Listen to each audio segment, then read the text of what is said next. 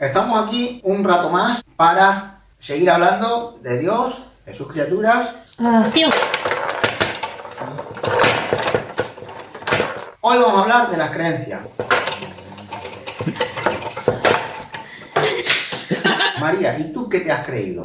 Yo creo en Jesucristo, el que me dio la vida, el que murió por nosotros a pesar de nuestros pecados. Para mí Dios es el camino, la verdad y la vida. Para mí es todo en mayúscula, así.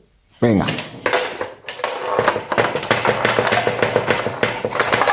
¡Toma, gol! ¡He metido 2 goles! 2 preguntas tiene para la abuela. ¿Y tú, abuela, qué es lo que te has creído? Yo creo en lo mismo. Uy, qué creo seria. en la Santísima Trinidad, Padre, Hijo y Espíritu Santo, 3 personas distintas y un solo Dios verdadero. Esto mismo es lo que tuvo que hacer San Esteban en el capítulo 7 de los Hechos de los Apóstoles. Él se ve obligado a comparecer ante el Sanedrín para dar explicaciones de en qué cree. San Esteban no tenía tiempo para preparar su exposición. Vosotros sí los habéis tenido porque sabíais de qué íbamos a hablar hoy y no es que lo habíais preparado mucho. Él tuvo que resumir ad hoc, es decir, sobre la marcha, la historia de la salvación. Además, como se dirigía a los judíos, tenía que empezar por bastante antiguo para acabar por el Evangelio y la esperanza en la vida futura, aunque tampoco le dejaron terminar. En caso contrario, habría sido muy interesante. En este relato Esteban expone la historia del pueblo de Dios desde la perspectiva de la infidelidad de Israel a la voluntad de Dios expresada por medio de sus enviados.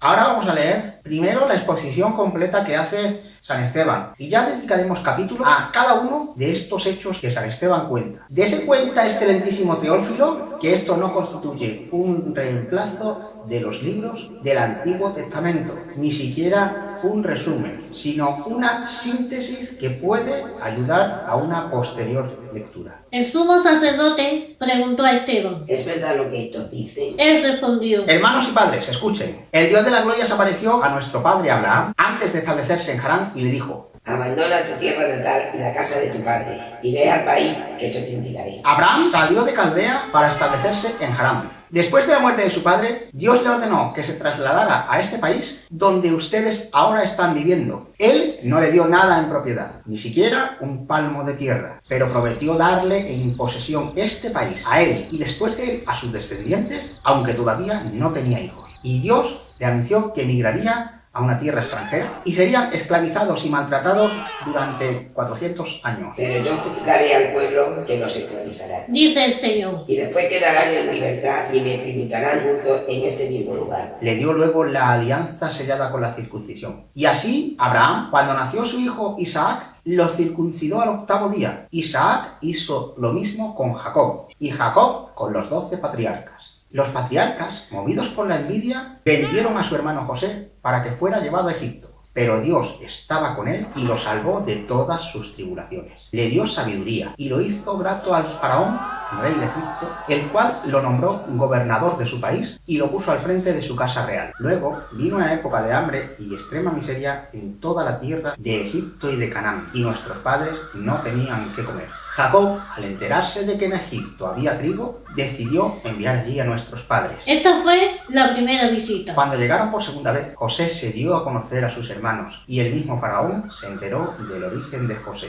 Este mandó a llamar a su padre Jacob y a toda su familia, unas 75 personas. Jacob se radicó entonces en Egipto y allí murió lo mismo que nuestros padres. Sus restos fueron trasladados a Siquem y sepultados en la tumba que Abraham había comprado por una suma de dinero a los hijos de Emor que habitaban en Siquem. Al acercarse el tiempo en que debía cumplirse la promesa que Dios había hecho a Abraham, el pueblo creció y se multiplicó en Egipto, hasta que vino un nuevo rey que no sabía nada de José. Este rey, empleando la astucia contra nuestro pueblo, maltrató a nuestros padres y los obligó a que abandonaran a sus hijos recién nacidos para que no sobrevivieran. En ese tiempo nació Moisés, que era muy hermoso delante de Dios. Durante 3 meses fue criado en la casa de su padre, y al ser abandonado, la hija del faraón lo recogió y lo crió como su propio hijo. Así Moisés fue iniciado en toda la sabiduría de los egipcios y llegó a ser poderoso en palabras y obras. Al cumplir 40 años, sintió un vivo deseo de visitar a sus hermanos israelitas y como vio que maltrataban a uno de ellos, salió en su defensa y vengó al oprimido matando al egipcio. Moisés pensaba que su hermano iba a comprender que Dios, por su intermedio, le daría la salvación, pero ellos no lo entendieron así. Al día siguiente, sorprendió a dos israelitas que se estaban peleando y trató de reconciliarlos diciendo: Ustedes son hermanos porque se hacen daño. Pero el que maltrataba a su compañero rechazó a Moisés y le dijo: ¿Quién te ha nombrado jefe o árbitro nuestro? ¿Acaso piensas matarme como mataste al egipcio? Al oír esto, Moisés huyó y fue a vivir al país de Madián, donde tuvo 2 hijos. Al cabo de 40 años se le apareció un ángel en el desierto del monte Sinaí en la llama de una zarza ardiente. Moisés quedó maravillado ante tal aparición y al acercarse para ver mejor, oyó la voz del Señor que le decía: Yo soy el Dios de tu padre, el Dios de Abraham, de Isaac y de Jacob. Moisés, atemorizado, no se atrevía a mirar. Entonces el Señor le dijo: Quítate las sandalias, porque estás pisando un lugar sagrado. Yo he visto la opresión de mi pueblo, que está en Egipto. He oído sus gritos de dolor, y por eso he venido a liberarlos. Ahora prepárate, porque he decidido enviarte a Egipto. Y a este Moisés, a quien ellos rechazaron diciendo: ¿Quién te ha nombrado jefe o árbitro nuestro? Dios lo envió como jefe y libertador con la ayuda del ángel que se apareció en la zarza. Él los liberó obrando milagros y prodigios en Egipto, en el Mar Rojo y en el desierto durante 40 años. Y este mismo Moisés dijo a los israelitas: Dios suscitará de entre ustedes un profeta semejante a mí. Y cuando el pueblo estaba congregado en el desierto, él hizo de intermediario en el monte Sinaí entre el ángel que le habló y nuestros padres, y recibió las palabras de vida que luego nos comunicó. Pero nuestros padres no solo se negaron a obedecerle, sino que lo rechazaron y, sintiendo una gran nostalgia por Egipto, dijeron a Aarón: Fabrícanos dioses que vayan al frente de nosotros, porque no sabemos qué le ha pasado a ese Moisés, ese hombre que nos hizo salir de Egipto. Entonces fabricaron un ternero de oro, ofrecieron un sacrificio al ídolo y festejaron la obra de sus manos. Pero Dios se apartó de ellos y los entregó al culto de los astros, como está escrito en el libro de los profetas. Israelitas, ¿acaso ustedes me ofrecieron víctimas y sacrificio durante los 40 años que estuvieron en el desierto? Por el contrario, llevaron consigo la carpa de Moloch y la estrella del dios Reflán, esos ídolos que ustedes fabricaron para adorarlos. Por eso yo los deportaré más allá de Babilonia. En el desierto, nuestros padres tenían la morada del testimonio. Así lo había dispuesto Dios cuando ordenó a Moisés que la hiciera conforme al modelo que había visto. Nuestros padres recibieron como herencia esta morada y, bajo la guía de Josué, la introdujeron en el país, conquistado a los pueblos que Dios iba expulsando a su paso. Así fue hasta el tiempo de David. David, que gozó del favor de Dios, le pidió la gracia de construir una morada para el Dios de Jacob. Pero fue Salomón el que le edificó una casa. Si bien es cierto que el Altísimo no habita en casas hechas por la mano del hombre. Así lo dice el profeta. El cielo es mi trono y la tierra la tarima de mis pies. ¿Qué casa me edificarán ustedes? Dice el Señor. ¿O dónde podrá estar mi lugar de reposo? ¿No fueron acaso mis manos las que hicieron todas las cosas? Hombres rebeldes, paganos de corazón y cerrados a la verdad. Ustedes siempre resisten al Espíritu Santo y son iguales a sus padres. ¿Hubo algún profeta al que ellos no resiguieran? Mataron a los que anunciaban la venida del justo, el mismo que acaba de ser traicionado y asesinado por ustedes, los que recibieron la ley por intermedio de los ángeles y no la cumplieron. Es verdad, esto que dice San Esteban es un credo. No dijo más porque no le dejaron. Pues habría sido interesante. La pregunta ahora es: ¿y tú qué te crees? No, eso no es. ¿En qué creéis? ¿Y vosotros qué os creéis? No. ¿Cuál es vuestro credo?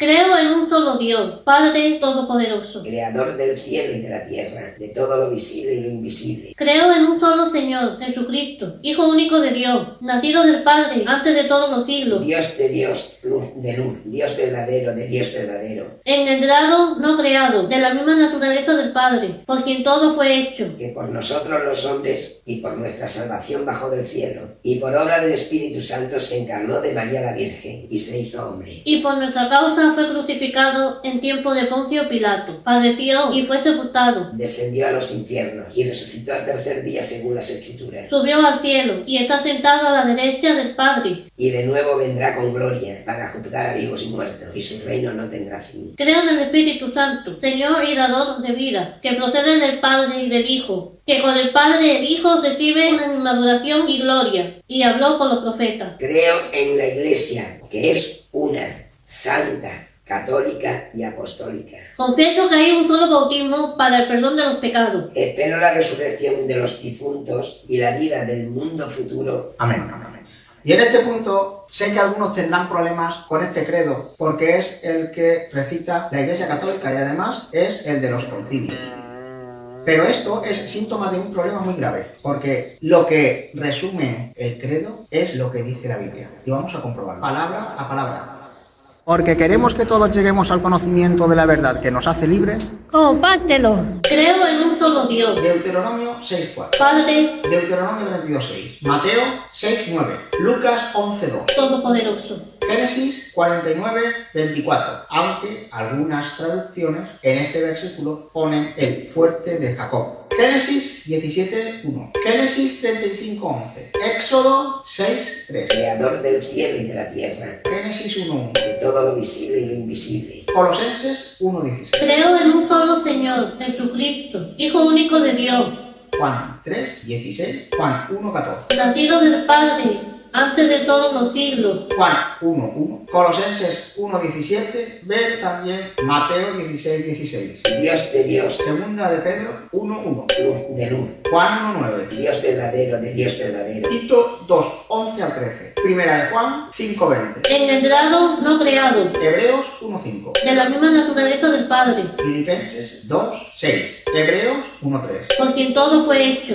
Colosenses 1.16, Juan 1.3, Que por nosotros los hombres y por nuestra salvación bajó del cielo, Mateo 1.21, Juan 6.32 a 41, y por obra del Espíritu Santo se encarnó de María la Virgen, Mateo 1.20, Lucas 1.26-38, y se hizo hombre. Juan 1.14, Y por nuestra causa fue crucificado. Romanos 3.23 al 25, Romanos 6 del 6 al 7, Primera de Corintios 1.23, En tiempo de Poncio Pilato.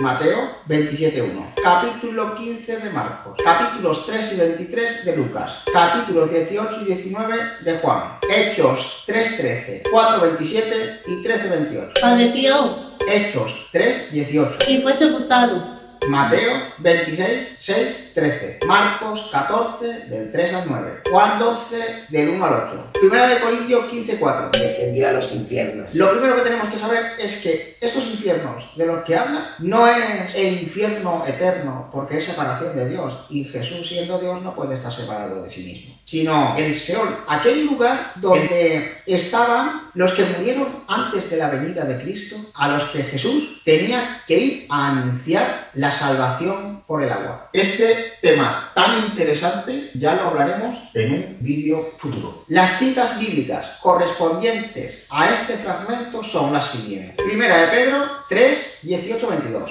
Efesios 4, 9, 10.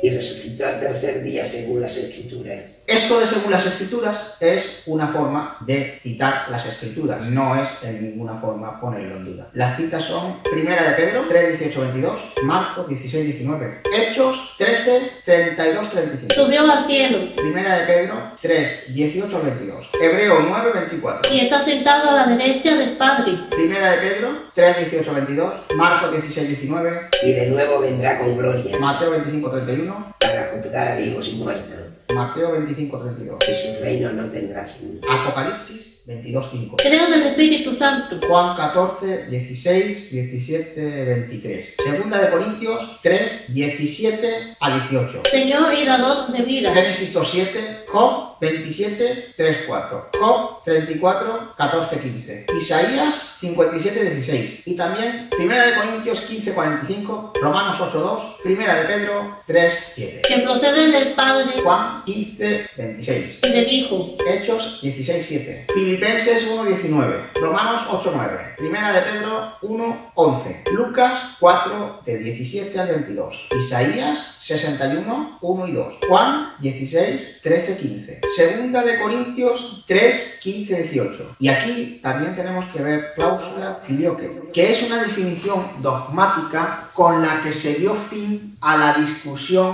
de la controversia de los ortodoxos. Estos decían que el Espíritu Santo procede del Padre, pero no del Hijo. Con estas citas que acabamos de dar, podemos justificar que en efecto procede del Padre y del Hijo. Es una cuestión bastante filosófica y precisamente por esto hace falta mucha preparación para no ser engañado. Continuamos. Que con el Padre y el Hijo recibe una misma adoración y gloria. Segunda de Corintios 13:13. Y habló con los profetas. 2 Pedro 1:21. Creo en la Iglesia. Entre las muchas claves que ya daremos en otro vídeo, ahora vamos a dar las que han dado por llamar las notas de la Iglesia, que son 4. Una. Es decir, únicas. Mateo 16:18. Santa. Efesios 5:27. Católica. Mateo 18:19. Y apostólica. Efesios 2:20-21. Confieso que hay un solo bautismo Efesios 4:5. para el perdón de los pecados. Hechos 2:38. Y sobre esto también hablaremos largo y tendido. Espero la resurrección de los difuntos. O la resurrección de los muertos. Los que dicen la resurrección de los difuntos es porque, como espera la resurrección, dan por hecho de que no están definitivamente muertos, sino solo con disfunción en sus funciones, para la redundancia. Primera de Tesalonicenses 4:14-17. Y la vida del mundo futuro. Segunda de Pedro 3:3. Amén. Apocalipsis 3:14. Porque queremos que todos lleguemos al conocimiento de la verdad que nos hace libres. Compártelo. Amén es más que un concepto, es una persona. El testigo fiel y verídico. El principio de las obras de Dios, como dice Apocalipsis 3:14. Amén siempre se dice en nombre de Jesús, porque amén es nombre de Jesús. Amén significa así es y así sea en nombre de Jesús. Obviamente es un juramento, porque consiste en poner a Dios por testigo en la persona de Jesús. O lo que es lo mismo, certificar uno mismo la certeza de algo en nombre de Jesús, es decir, con la autoridad de Jesús. Pues bien, solo podemos tener certeza absoluta de la conformidad de Dios con lo que decimos para con su propia palabra. Por eso, a la palabra de Dios decimos amén sin ninguna reserva. María, ¿qué nos enseña Jesús el amén sobre el juramento? También habéis oído que se dijo a nuestro antepasado, no jurarás en falso, sino que cumplirás lo que prometiste al Señor con juramento. Pero yo os digo que no juréis en modo alguno, ni por el cielo, que es el trono de Dios, ni por la tierra, que es el estrado de sus pies, ni por Jerusalén, que es la ciudad del gran rey. Ni siquiera juren por tu cabeza, porque ni un cabello puede volver blanco o negro. Que vuestra palabra sea sí cuando es sí, y no cuando es no. Lo que pasa de ahí viene del maligno. Además, cuando juramos, corremos el peligro de pretender que Dios avalará el mal. Y no, un juramento falso o con objeto malo no obliga. Pero Herodes se sintió obligado por el juramento que hizo, que en realidad no le obligaba. Y cometió el crimen de cortarle la cabeza a Juan el Bautista, instigado por sus caprichos para con una señorita, como leemos en Mateo 14:6-11. Este es un peligro muy serio. Nosotros no conocemos absolutamente, como sí conoce Dios, qué es lo bueno y qué es lo malo, sino que lo conoceremos solo por sus frutos. Como dice el Evangelio, por sus frutos los conoceréis. Por esto, Santiago insiste y nos advierte. Y sabemos que cuando en la Biblia una sentencia se repite, es solemne. Pero sobre todo, hermanos, no juréis ni por el cielo ni por la tierra, ni hagáis ningún otro tipo de juramento, que vuestro sí sea sí y vuestro no sea no, para no incurrir en condenación. No se puede ir diciendo amén a la ligera, mucho menos sin haber entendido completamente lo que se ha dicho, aquello que estamos jurando. Y por supuesto que no se debe decir amén para decir me gusta, como darle al like en Facebook, esto lo he visto mucho, ni tampoco para mover una celebración cultural. Los hermanos evangélicos saben de qué estoy hablando. Porque Dios no dejará sin castigo al que pronuncie su nombre en vano. Éxodo 27. y también Deuteronomio 5:11. anden con sumo cuidado porque la sentencia es firme. Digan amén solo a lo que es conforme a la palabra de Dios y si duda lo más mínimo, pues no jure. El juramento es para casos graves y para la palabra de Dios.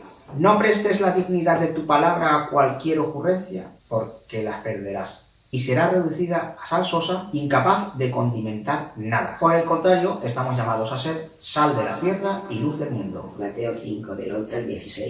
Hay quien niega, en contra del razonamiento más básico, que el amén sea un juramento. Y otras supersticiones tales que consisten en barbaridades, como que jurar con los dedos cruzados es no jurar, etcétera, etcétera, etcétera. Sus peticiones las hay para todos los gustos. Pero no seríamos los primeros si nos equivocáramos en este asunto. Ay de vosotros, guías ciegos, que decís, Si uno jura por el santuario, eso no es nada. Mas si jura por el oro del santuario, queda obligado. insensatos y ciegos, ¿qué es más importante? ¿El oro o el santuario que hace sagrado el oro? Y también, Si uno jura por el altar, eso no es nada. Mas si jura por la ofrenda que está sobre él, queda obligado. ciego, ¿qué es más importante? ¿La ofrenda o el altar que hace sagrada la ofrenda? Quien jura, pues, por el altar, jura por él y por todo lo que está sobre él. Quien jura por el santuario, jura por él y por aquel que lo habita. Y quien jura por el cielo, jura por el trono de Dios y por aquel que está sentado en él. Mateo 23, 16 a 22. Incluso aunque tuviéramos